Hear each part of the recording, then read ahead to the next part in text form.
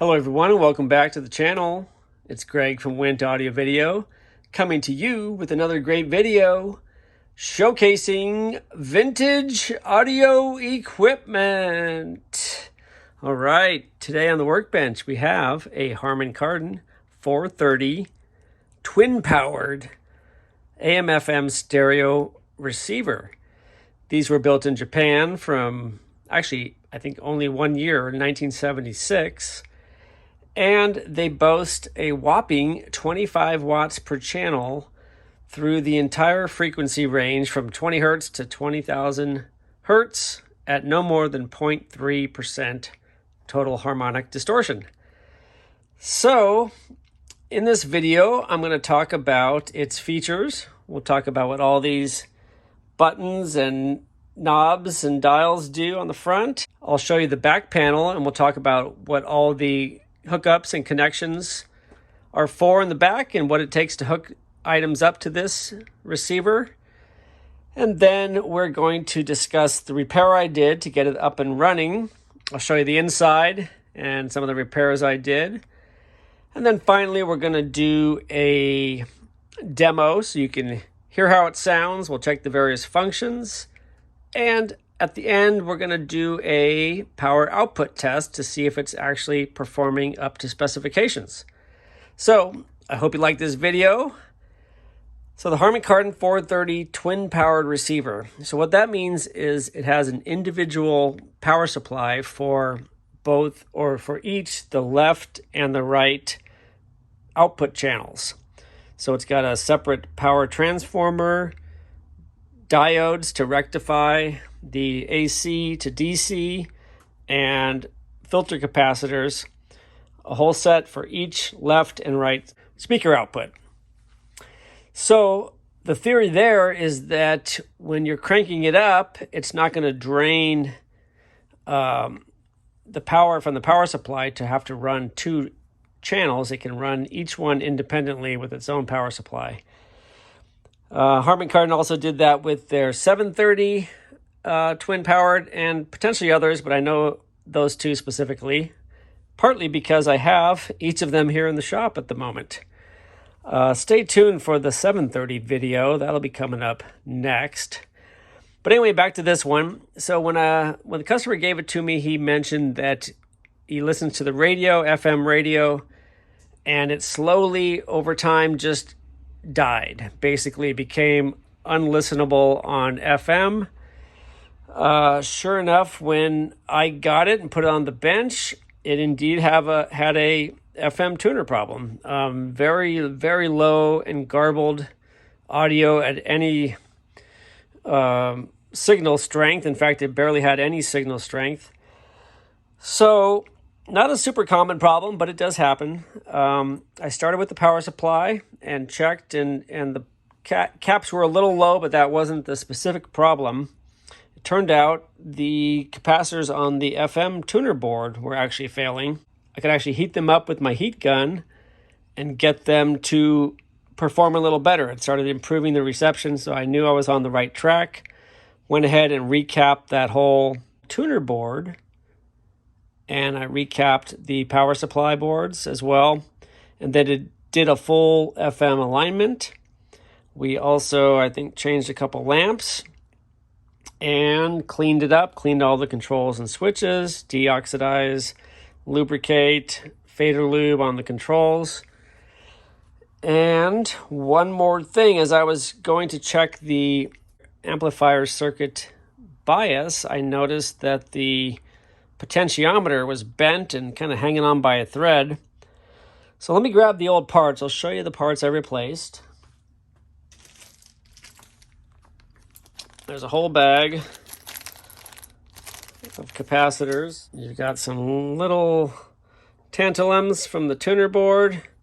They were virtually dry. These are your power supply caps. And then here's the little potentiometers on the amplifier board that I changed. There's the good one, but here's the bad one. You can see it's basically just falling apart. So glad I caught that, because if that opens up, it can cause a catastrophic event, smoke coming out of your power supply. I mean, out of your amplifier boards. So we changed all those parts out. Let's go ahead and take a quick look in the inside. So here's a look at the inside of the Harman Kardon 430 twin-powered receiver. You can clearly see the twin power supplies here. One for each channel. We got a power transformer, or 2 power transformers, and then 2 sets of filter capacitors to power the output circuit, which is peeking back here in the heatsink. You see it? A pair of transistors for each channel. And then this is the preamplifier driver board for the amplifier circuit.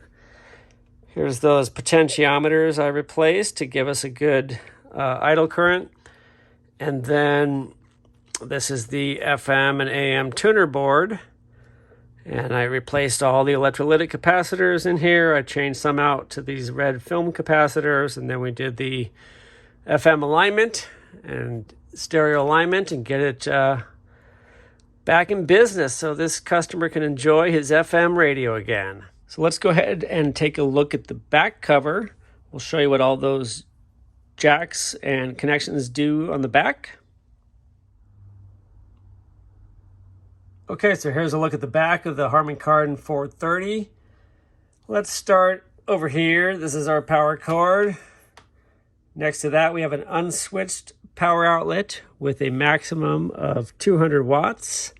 We've got a switched power outlet. So what that means is if you plug in an item into here, like a tape deck or a CD player or a turntable, when you power up the receiver, it'll also power up that device as long as the power switch is turned on that device.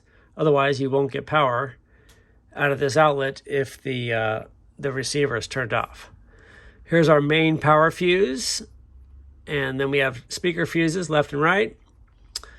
Over here is our FM antenna hookup for a twin lead. If you have a coax cable for your antenna, you could get one of these guys, which is a 75 ohm to 300 ohm matching transformer. You'd screw that in there, and then you would hook up your cable, screw it onto the, you'd screw it onto this end here. Our AM antenna would go here if you had an external AM antenna. Otherwise, you do have this built-in AM antenna that's right here. In the back here, it tells you the model and serial number over here. Caution, don't open this up unless you know what you're doing. Over here, we've got speaker system 2. This is right speaker, black and red, left speaker, black and red. This is speaker system 1, right channel, left channel. Here's a muting adjustment. So that's for your FM muting switch, which we talked about in the front. So if you want to fine tune your muting, you put it on a state, turn the muting on, turn this dial till you get static, and then you'll just barely turn it until it mutes the sound, and that's where you leave it. Here's a ground connection for our phonograph. And here's our input for our phonograph, left and right. You can see left and right. Auxiliary input is here, left and right. Tape monitor. So this is our playback, left and right. And then we've got 2 sets of tape outputs. So you could send signal out to either an additional device, like a recording device, or another receiver if you wanted. I mean, there's a variety of uses for that. So there's a look at the back. Pretty simple, but also well laid out, so it's easy to get to everything. All right, let me flip it back around. We'll do that demo. Okay, so there's a look at the back. Let's go ahead and fire it up. Power's right here. Push that, powers it up. This is your phones jack or headphones jack. Right here it says speaker 1. That will engage the speaker 1 relay. This is speaker 2. This is high cut and low cut filters. I usually leave those off. It basically just cuts the high frequencies or the low frequencies. This is tape monitor, so if you had a tape deck hooked up or something hooked up to the tape monitor input, when you press this, it'll override anything that's selected over here on the input selector. We'll leave that out. Right here is a mono button, in case you want to listen to your items in mono. I prefer to leave that in stereo. Here's contour. That's basically a loudness button. So at low volumes, it'll give kind of a boost to the bass and treble. Gives it nice, a little punchier sound at the lower levels. And then this is FM muting. So what that does is when you're tuning between FM stations, if there's static, this will mute the static until you approach a station that has enough signal to lock onto the channel, and then it'll bring that station in with the FM muting depressed. With it out, you'll hear the static as you scroll through your FM stations. Here's a bass control, left to right, middle, treble control, left, right, middle. Well, not left, right, sorry. Low, high, or middle, mid-range, same thing here. And then balance is left, middle, right. We'll leave that in the middle. Right here is our volume control. Right here is our input selector or function, it says. So it goes from AM on the left to FM, FM stereo, phono, which is your turntable, or auxiliary. And then this is our tuning dial. So let's go ahead and flip it to AM. We'll see if we can get any AM reception.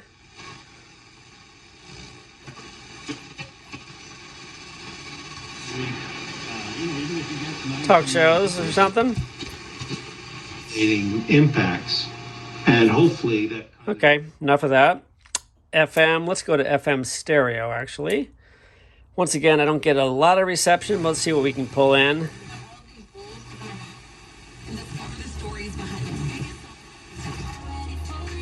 I'm in a valley, and that one is way over the hill, so that's not coming in that great. But here's our local station. You can see the signal strength meter raised up here to like 80-something% or so.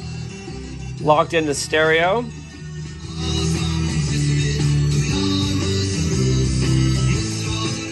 We won't play that too long. Next, we have phono. So we'll check that in a second. Let's go to auxiliary and let me get something going. All right, so here's the auxiliary input.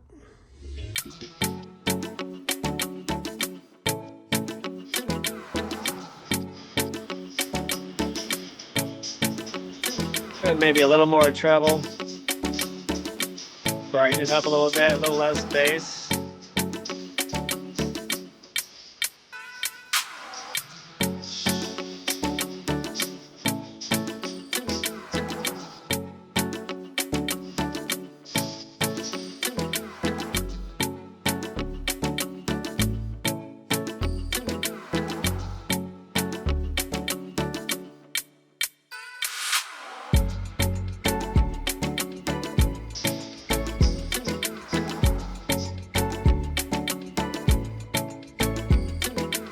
And through the use of my inverse RIAA filter, I can check the phono circuit on that same source we were just listening to.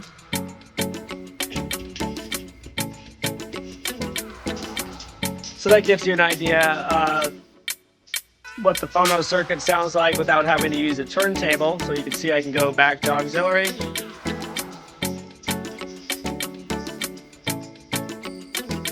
Phono's a little more subdued than the aux input, but pretty close.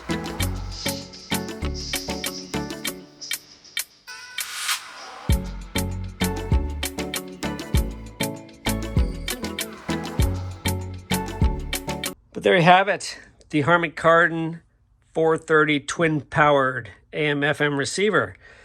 Why don't we go ahead and finish the video with a power output test and see if we can get that 25 watts per channel at less than 0.3% THD. Let me get the equipment set up. Okay, so we're back. We've got the test equipment hooked up so we can do a power output test. So up here is the oscilloscope, left and right channels here in the yellow and purple. This is our true RMS AC voltmeter set for AC volts. This is our signal generator and our analyzer all in one, HP 8903B. So what we're going to do is feed a signal, 1,000. We're going to send 1,000 hertz into it. We're going to read the AC level, and we're going to actually put this one on distortion so we can watch the distortion. We're going to watch our sine wave up here for clipping. We're going to watch our distortion meter here for no more than 0.3%. And then we're going to do a calculation to see what our watts per channel is. So cranking this up, you can see we're at 8-9 volts. That's probably too much. Yeah, we're approaching clipping. Let's take a look right there. So 15.34 volts. You can see on the scope, we're just starting to clip at the top. If I go a little farther, you see it starting to flatten out, and now we're way beyond clipping and distortion here. So we're going to crank that back down to where we had less than 0.3% over here. Okay, that's right where it jumps. It's very finicky. So let's just stop right there, 15.31. I'm going to hit 19.0 and special. That'll give me the watts, 29.57 watts on the right channel. I'm going to crank that down so we don't overheat everything. But that's pretty good. That's beyond spec. Well, let's check the left channel real quick. Okay, so the left channel is hooked up to the equipment. So let's go ahead and start cranking up the volume and watch the equipment here. There we go. There's 9 volts, 10 volts. Probably somewhere around 15. Let's see where this one goes. Okay, ooh, we're still doing okay. And it just jumped. Okay, so let's get down to beyond 0.3. That's good. 15.52 volts, 19.0 to get the watts. We got 30 watts, so what was it, 29 something and 30? Let's crank that down. Looks like it puts out about 30 watts per channel, which is pretty great considering it's a 25 watt receiver. So this one's ready to go home to its owner. All right, so why don't we finish with one more song?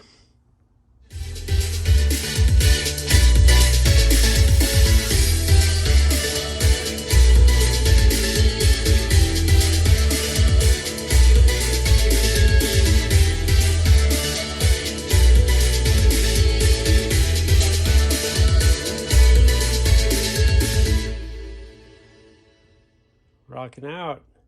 All right, there you have it. The Harman Kardon 430 twin-powered receiver. Hope you enjoyed this video. If so, please leave a like, a thumbs up, leave a comment down below, share it with your friends. Consider subscribing to the channel. We'd appreciate that. Click that bell notification if you want to get alerted next time I drop a video like the Harman Kardon 730, which will be coming up soon. Thank you so much for watching. Hope everyone's doing well out there. We'll see you in the next video. Bye now.